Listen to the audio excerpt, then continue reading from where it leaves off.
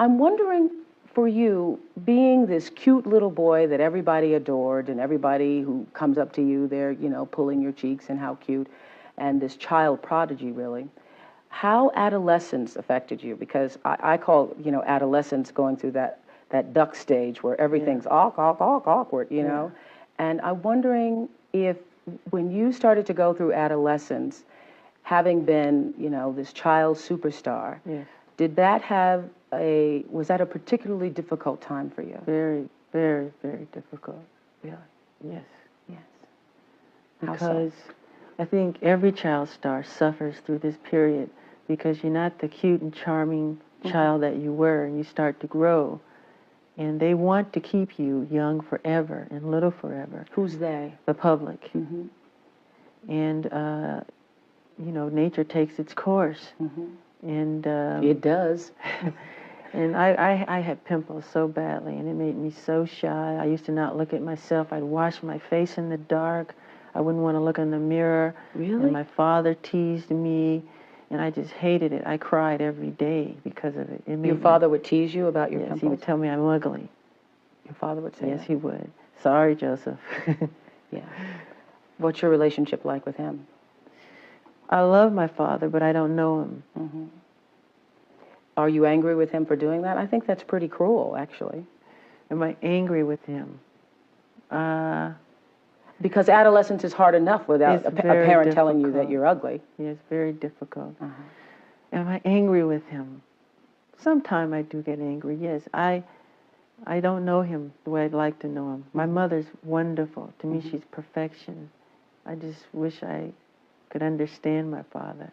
And so let's talk about these teen years. What is that when you started to go inside yourself? Because obviously you haven't spoken to to the world for, you know, 14 years, I think is your last televised interview.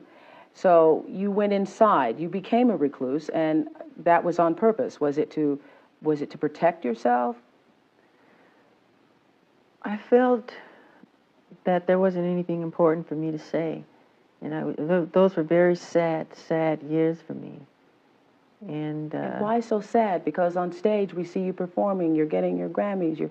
Why so sad? Oh, there's a lot of sadness about my past life and, you know, adolescence and my father and all of those things. It just made me very, very, very sad. So he would tease you, make fun of you? Yes. Did he ever beat you? Yes. He did? Yes. And that was difficult to take, getting beaten and going on stage and performing? Yes. And why would he beat you? Because he saw me, he wanted me to, I guess maybe, I don't know if I was his golden child or whatever it was. Some may call it a strict disciplinarian or whatever, but he was very strict, very hard, you know, very stern. And just a look would scare you, you know. And were you scared of him? Very frightened. There's been times when he'd come to see me and I would get sick. Really? I'd start to regurgitate. As a child or as an adult? Both. Both. He's never heard me say this.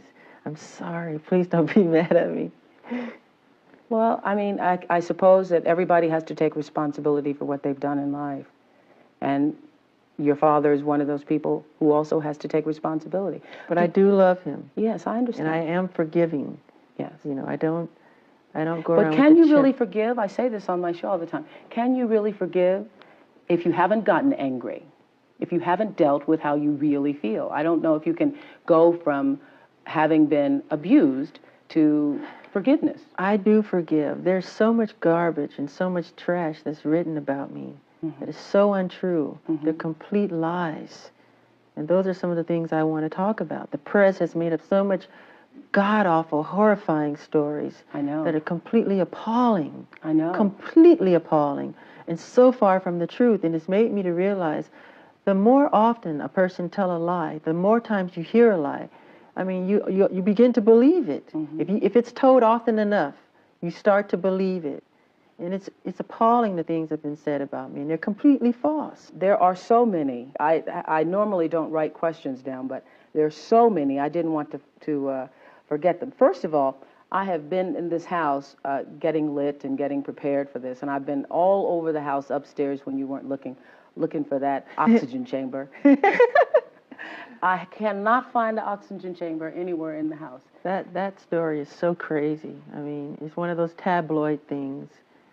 It was completely made up. Okay, but there you are in something there. There's a picture of you. Well, where did that come from? How did it get started? I did a commercial for Pepsi, and I was burned very badly. And we settled for like it was $1 million, and I gave all the money.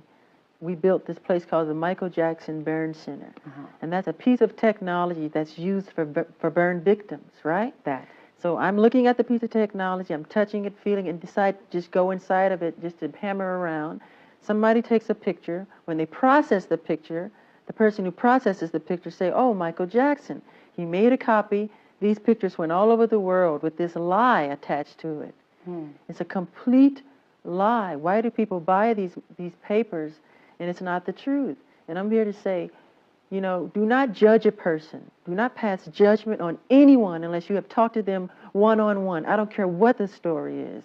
Do not judge them because it's a lie. But that story, you're right, that story, it was like it had legs. It's crazy. It is. Why would I want to sleep in a chamber? Well, the rumor was that you were sleeping in the chamber because you didn't want to grow old, and that was stupid. It's stupid. It's completely made up, and I'm embarrassed.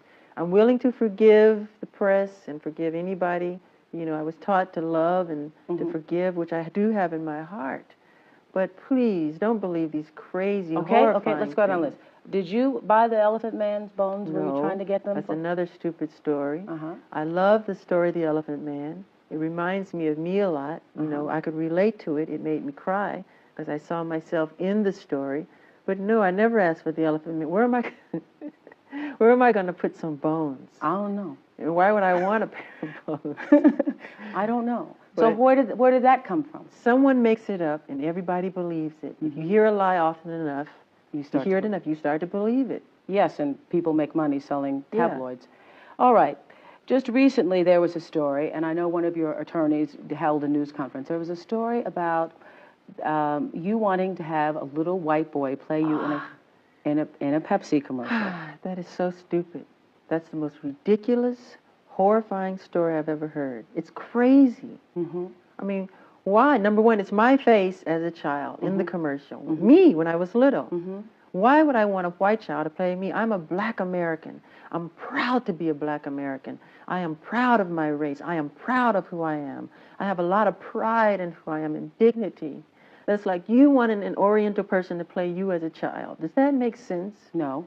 So please, people, stop believing these Michael, horrifying then stories. let's go to the thing that is most discussed about you, I think, is the fact that the color of your skin is obviously different than it was when you were younger. Yes. And so I think it has caused a great deal of speculation and controversy as to what you have done or are doing. Are you bleaching your skin? And is your skin lighter because you don't like being black? Okay, number one, as I know of, there is no such thing as skin bleaching.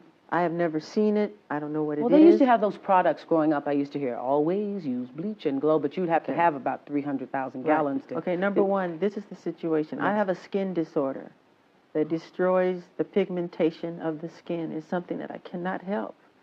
Okay, but when people make up stories that I don't want to be who I am, it hurts me. So it is. It's a problem for me, okay? I can't control it, okay?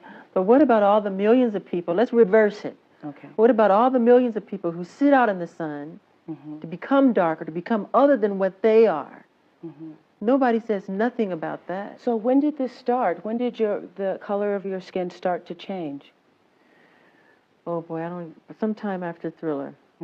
Around Off the Wall Thriller. And what did you think? I mean, it's in my family. My father said it's on his side. I can't control it. I don't understand. I mean, it makes me very sad. I don't want to go into my medical history because that's something that's private. But that's the situation here. So please, when people see something like that. I just want to get this straight. You are not taking anything to change the color of your skin. Oh, God, no. You did not purposely. We're trying to control it, and using makeup evens it out because it makes blotches on the skin, and I have to even out my skin. But you know what's funny?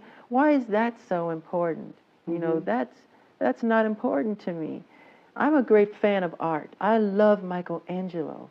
If I had a chance to talk to him or read about him, I would want to know about what inspired him to become who he is, the anatomy of his craftsmanship, not about who he went out with last night or why he decided to sit out in the sun so long. What's wrong with, I mean, that's what's important to me. How much plastic surgery have you had? Very, very little. Very, you can count them on 2 fingers.